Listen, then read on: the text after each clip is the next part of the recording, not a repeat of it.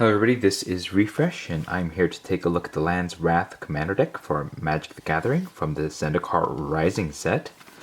According to the back, it says, stake your claim, choose your commander, and overcome both friend and foe in this definitive multiplayer Magic format. Join forces with Aboon and watch the land itself rise to defend your cause. The more lands you play, the more powerful your forces become. Aboon Moldaya Ancestor. An ancient elf spirit of the Moldaya, Aboon is more influential in death than he ever was in life. A leader among his people, he would do anything to protect them, backed up by a mastery of the forces of nature. This includes a 100 card deck with 3 new cards, a deck box, 10 double-sided token cards, a life wheel, strategy insert, and reference card. Let's go ahead and open it up and confirm what's inside. Here's our deck box. It says Land's Wrath on one side, has a Aboon picture, and it looks like it's big enough to hold sleeved cards, so that's a plus. We also have a life counter here. Here's our guide to Land's Wrath. We have a bit of background information about Aboon Moldaya Ancestor here, so that's nice. A little bit of information on how to play the deck, which is also nice. I wish there was more than just this little tidbit of information, but I'll take it. And then on the back is general rules on how to play Commander. Here is our foil Commander, Aboon Moldaya Ancestor. We'll go ahead and take a look at everything else inside.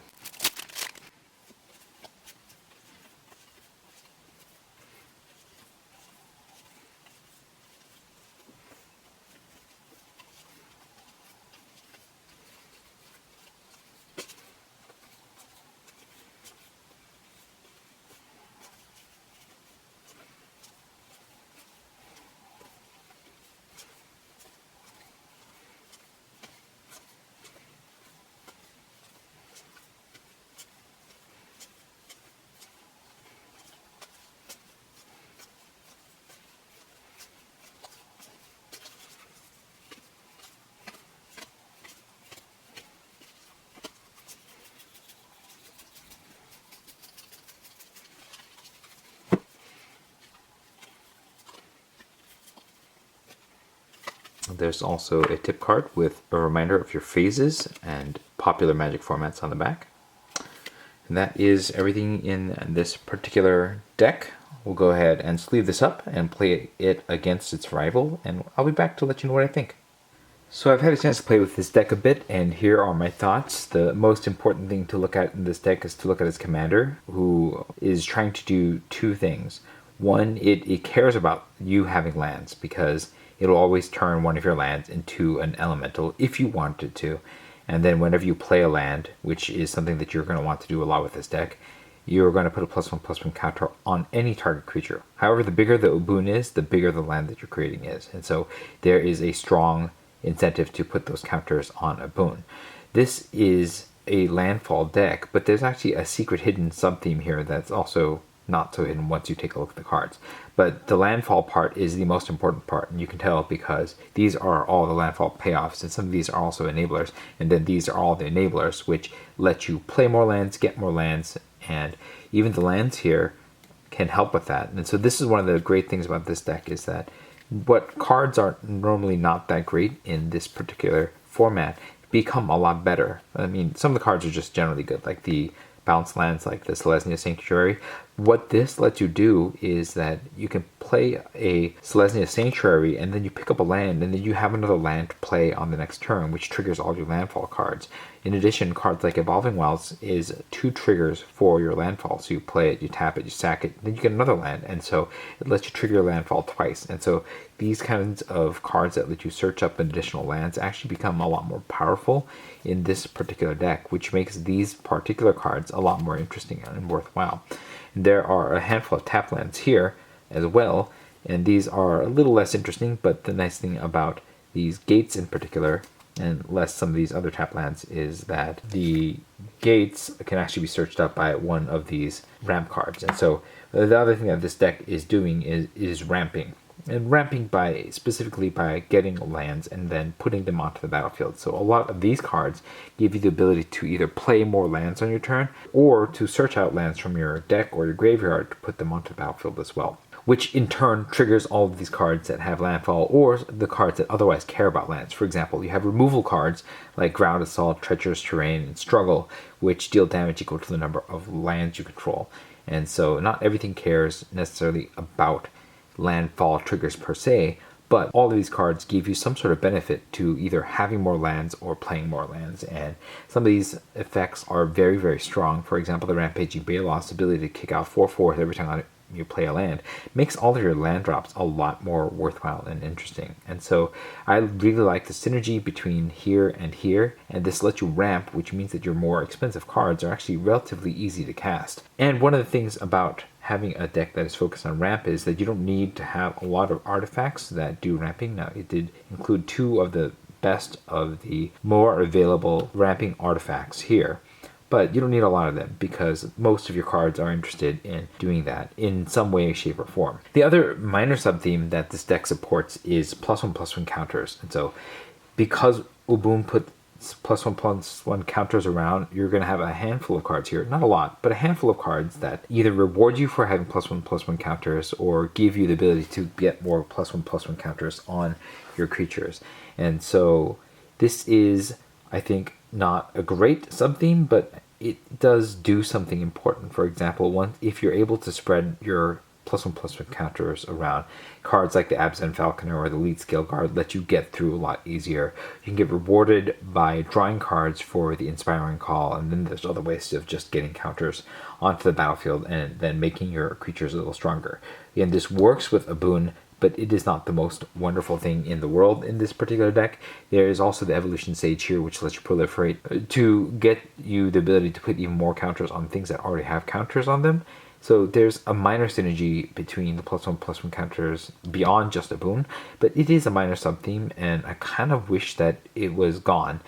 And instead, we just really focused on more landfall triggers and more landfall effects, because that's what the deck is really more fun with. And if you remove some of these themes here, then you could really just focus the deck on doing its main thing a lot better. There are a few other types of cards that are in this deck. Things that are important in a lot of commander decks are wraths, and so they include 2 here in Hour of Revelation and Planar Outburst.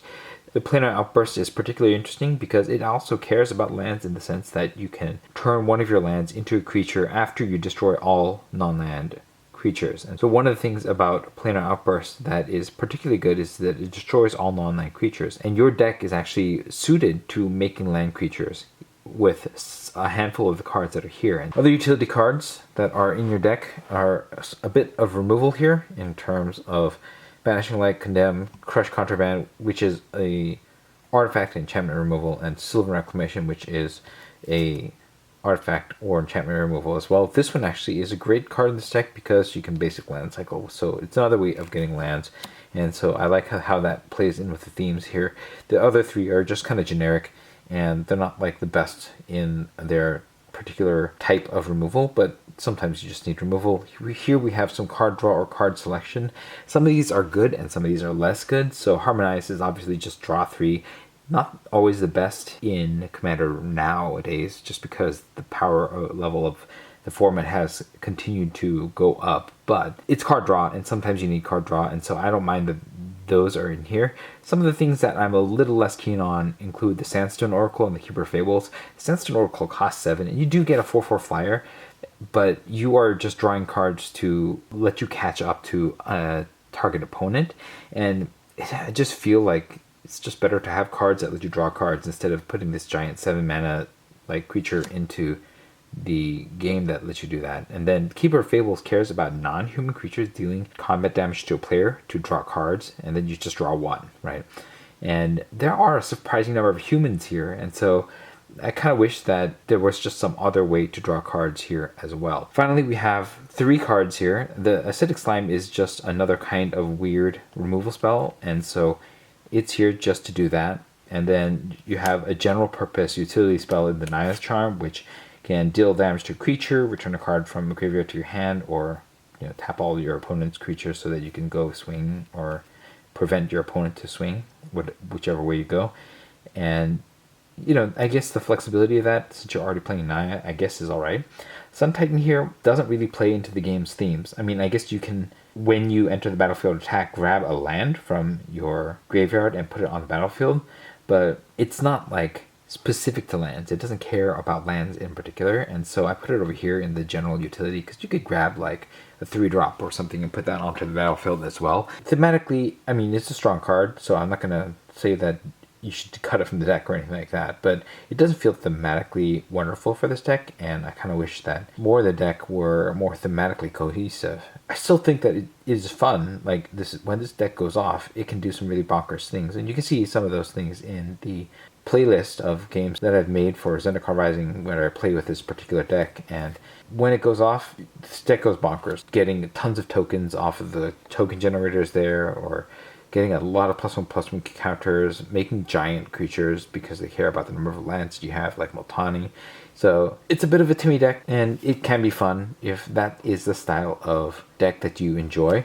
I just think that some upgrades here or a little bit of focusing will help this deck get a bit better.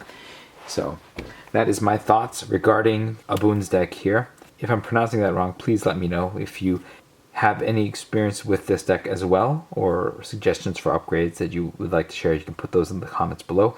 If you enjoyed or found this video helpful, hit the like button. If you'd like to see more of my videos, you can hit subscribe. This is Refresh. Thanks for watching, and I will see you next time.